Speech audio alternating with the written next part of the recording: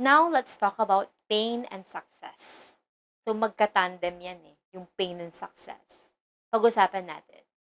So, sino bang tao nang gusto ng pain? Wala, di ba?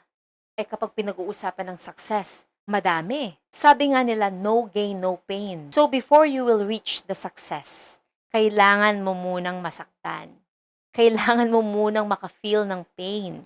Siyempre, walang may gusto nun, pero that's the process. That's normal. Daan niya yun Ang dami mong mapupulot sa pain. Sa success, wala kang makukuha masyado. The success is just the reward from the pain. Sa pagiging negosyante, kasama yan. Pain, struggles, failure. Kasama lahat yan. Dear, walang shortcut sa success. Walang overnight success. Ang social media, minsan nakaka-deceive. Kasi yung mga pinapakita nila, puro mabilisang success. Pero sa reality, hindi po ganon.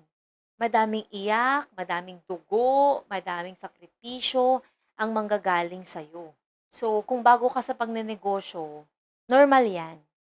Huwag mong sukuan. Ganyan talaga. Walang susuko, okay? Kaya mo yan. Ikaw pa.